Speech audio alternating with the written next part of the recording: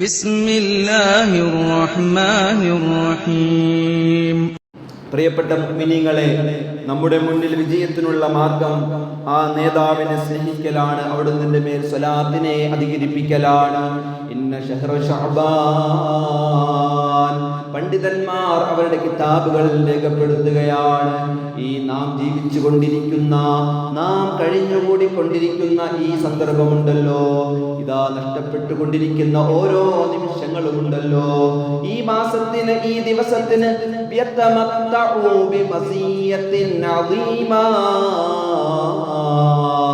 ഈ സമയങ്ങൾക്ക് വളരെ മഹത്വമുണ്ട്, വളരെ പ്രത്യേകതയുണ്ട്, വളരെ പ്രാധാന്യമുണ്ടെന്ന് മഹാന്മാർ രേഖപ്പെടുത്തുകയാണ്. എന്താണ് ഈ സമയത്തിന്റെ പ്രത്യേകത? എന്താണ് ശഅബാൻ മാസത്തിന്റെ മഹത്വം? എന്താണ് ഇതെന്റെ മാസമെന്ന് നമ്മുടെ നേതാവ് മുത്തായ നബി മുഹമ്മദ് മുസ്തഫ സല്ലല്ലാഹു അലൈഹി വസല്ലമ തങ്ങൾ പരിചയപ്പെടുത്തിയതിന്റെ പ്രത്യേകത എന്താണ്? മഹത്വം എന്താണ്? വഹിയ നുസൂലുൽ ആയത്തിൽ കരീമ. ഇന്നല്ലാഹ വമലായികതഹു യുസല്ലൂന അലൻ നബിയ്യ. അല്ലാഹുവും അവന്റെ മലക്കുകളും ഹബീബായ നബി മുഹമ്മദ് മുസ്തഫ സല്ലല്ലാഹു അലൈഹി വസല്ലമ തങ്ങളുടെ മേൽ സ്വലാത്ത് ചൊല്ലുകയാണ്. അല്ലാഹു ഹബീബിന്റെ മേൽ ഗുണം ചെയ്യുകയാണ്. മലക്കുകൾ അല്ലാഹുവിന്റെ ഹബീബിന്റെ മേൽ സ്വലാത്ത് ചൊല്ലുകയാണ്. യാ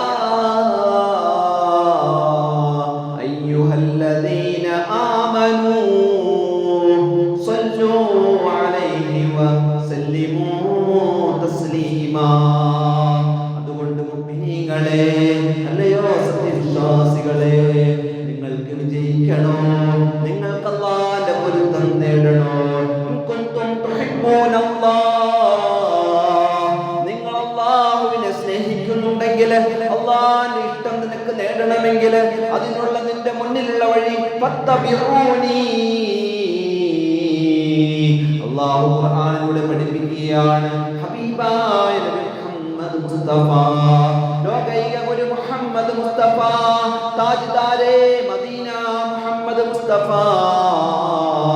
ഈ ലോകത്തിന്റെ നേതാവ് ആദം നബി അലൈഹിസ്സലാമിന്റെ കാലം മുതൽ ഖിയാമത്ത് നാൾ വരെയുള്ള മുഴുവൻ ജനതയുടെയും സയ്യിദായ അന സയ്യിദു വൽദി ആദം, ആദം സന്തതികളുടെ നേതാവെന്ന് ഹബീബായ നബി മുഹമ്മദ് മുസ്തഫ സല്ലല്ലാഹു അലൈഹി വസല്ലമ തങ്ങളെ കുറിച്ച് പരിചയപ്പെടുത്തുമ്പോൾ ആ ഹബീബിനെ സ്നേഹിക്കലാണ്, ആ ഹബീബിന്റെ മേൽ സ്വലാത്തുകളെ അധികരിപ്പിക്കലാണ്.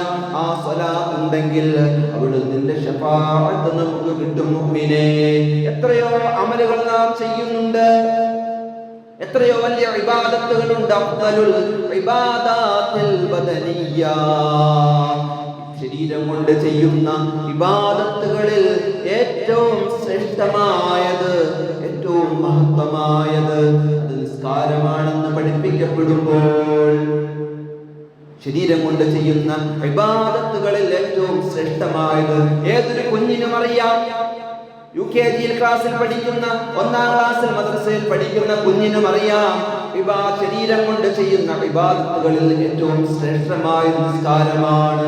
എന്നാൽ ആ നിസ്കാരത്തെ അല്ലാഹു സുബ്ഹാനഹു വ തആല ഖുർആനിലൂടെ പരിചയപ്പെടുത്തുമ്പോൾ ഞാനും എൻ്റെ മലക്കുകളും നിസ്കരിക്കുന്നുണ്ട് മുഅ്മിനേ, അതുകൊണ്ട് നീയും നിസ്കരിക്കണമെന്ന് പരിചയപ്പെടുത്തുന്നതായി, കൽപ്പിക്കുന്നതായി, നിർദ്ദേശിക്കുന്നതായി നമുക്ക് കാണാൻ കഴിയില്ല.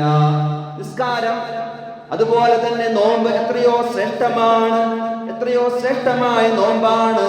ആ നോമ്പിന് വേണ്ടി നാം കാത്തു നിൽക്കുകയാണ്.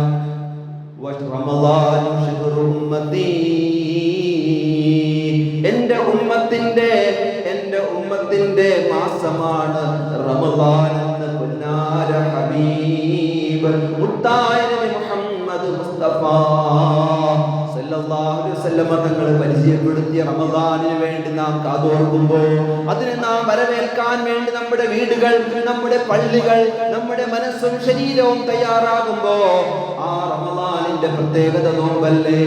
ആ നോമ്പിനെ കുറിച്ച് അല്ലാഹു പറഞ്ഞിട്ടുണ്ടോ? ഞാനും എൻ്റെ മലക്കുകളും നോമ്പ് പിടിക്കുകയാണ്.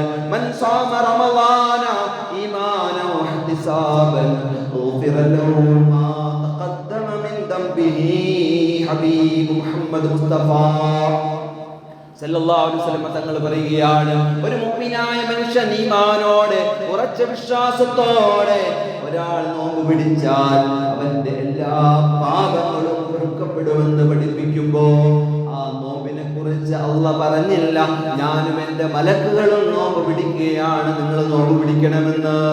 സക്കാത്തിനെ കുറിച്ച് അല്ലാഹ് പറഞ്ഞില്ല ഇന്നമാ സ്വദഖാതു ലിൽ ഫുഖറാ, പാവപ്പെട്ടതും അതുപോലെ അഗതികളും കടക്കാരും അങ്ങനെ 7 കൂട്ടം ആളുകൾക്ക് സക്കാത്ത് കൊടുക്കണമെന്ന് ഖുർആൻ പഠിപ്പിക്കുമ്പോൾ ഞാനും എൻ്റെ മലക്കുകളും ചെയ്യുന്നുണ്ട് എന്നൊരു പരിചയപ്പെടുത്തൽ, എന്നൊരു വിശദീകരണം നമുക്ക് കാണാൻ കഴിയില്ല. അതുപോലെ വലില്ലാഹി അലന്നാസി ഹിജ്ജുൽ ബൈത്ത്, അല്ലാഹുവിന് വേണ്ടി ജീവിതത്തിന്റെ ഏതെങ്കിലും ഒരു ഘട്ടത്തില് അല്ല, ഏതെങ്കിലും ഒരു ഘട്ടത്തിലല്ല, നിനക്ക് സമ്പത്ത് കൊണ്ടും ശരീരം കൊണ്ടും വഴിയാലും സൗകര്യപ്പെട്ട് കഴിഞ്ഞാൽ നിന്റെ മക്കൾ വിവാഹപ്രായമെത്തിയോ എന്ന് നോക്കേണ്ടതില്ല, നീ ഒരു ഭവനം നിർമ്മിച്ചോ എന്ന് നോക്കേണ്ടതില്ല, നിനക്കൊരു വാഹനമുണ്ടോ എന്ന് നോക്കേണ്ടതില്ല, മറിച്ചൊരു ഹജ്ജ് ചെയ്യാൻ നിന്റെ കയ്യിൽ സമ്പാദ്യം വന്നുപോയോ എങ്കിലും നിനക്ക് ഹജ്ജ് നിർബന്ധമാ. വലില്ലാഹി അലന്നാസ്, അല്ലാഹുവിനോടുള്ള ബാധ്യതയാണ് മുഅ്മിനേ നിന്റെ ഹജ്ജെങ്കില് അത് അല്ലാഹു അവന്റെ മലക്കുകളും ചെയ്യുന്നു. അതുകൊണ്ട് നിങ്ങൾ ചെയ്യണമെന്ന ഒരു പരിചയപ്പെടുത്തൽ നമുക്ക് കാണാൻ കഴിയില്ല. എന്നാൽ അല്ലാഹു സ്വലാത്തിനെ കുറിച്ച് പറഞ്ഞത് ഇന്നല്ലാഹ വ മലായികത്തുഹു യുസല്ലൂന അലൻ നബിയ്യ, അല്ലാഹുവും അവന്റെ മലക്കുകളും നബി സല്ലല്ലാഹു അലൈഹി വസല്ലം തങ്ങളുടെ മേൽ സ്വലാത്ത് ചൊല്ലുകയാണ്.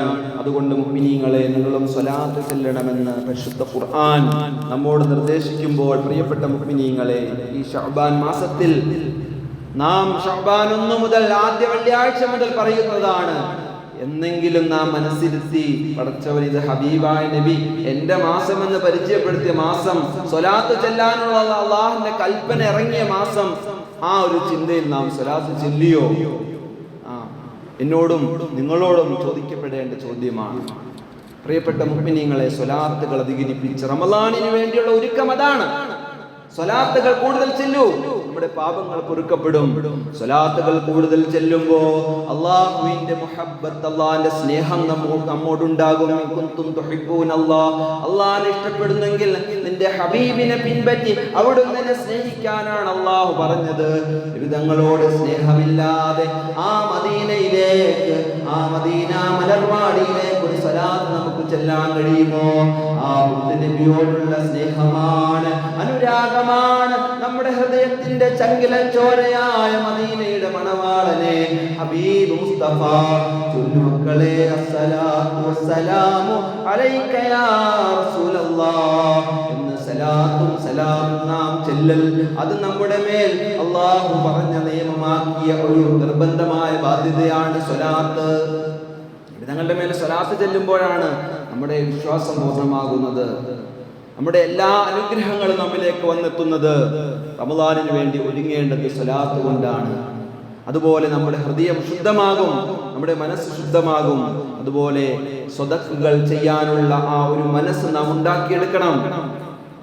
കഴിഞ്ഞ വർഷം നമ്മുടെ കൂടെ ഉണ്ടായ എത്ര പേരുണ്ട് ഇന്ന് റമളാൻ മാസത്തിൽ ആരോഗ്യത്തോടെ സജീവമായി നമ്മുടെ കൂടെ ഉണ്ടായിരുന്ന? പലരും ഇന്ന് മണ്ണിനടിയിലാണ്. പ്രിയപ്പെട്ട മുഅ്മിനീങ്ങൾ, നമ്മുടെ മുരിക്കാശ്ശേരിയിൽ നാം ഒന്ന് ചിന്തിച്ചാൽ മതി, ഇന്ന് അവരില്ല. എന്നവർ കഴിഞ്ഞ വർഷം റമളാനിൽ പള്ളിയുമായി സജീവമായി ബന്ധപ്പെട്ട് നിന്ന പലരും ഇന്ന് ഖബറിലാണ്. നാളെ ഈ പള്ളിക്കാട്ടിയിൽ നാം ഇറങ്ങിപ്പോകുമ്പോ അടുത്തത് വരാനുള്ള ഖബറിന്റെ സ്ഥലം നാം നോക്കി ഒന്ന് ചിന്തിക്കണം. അവിടെ വരാനിരിക്കുന്നത് എന്റെ ഖബറാണ്, അടുത്ത ഖബറ് കുഴിക്കാനുള്ളത് എനിക്ക് വേണ്ടിയാണ്. ഈ ചിന്ത നാം എല്ലാവരും നമ്മുടെ മനസ്സിലേക്ക് കൊണ്ടുവരണം. അല്ലാഹു സുബ്ഹാനഹു വ തആല സൗഭാഗ്യം നൽകി അനുഗ്രഹിക്കുമാറാകട്ടെ.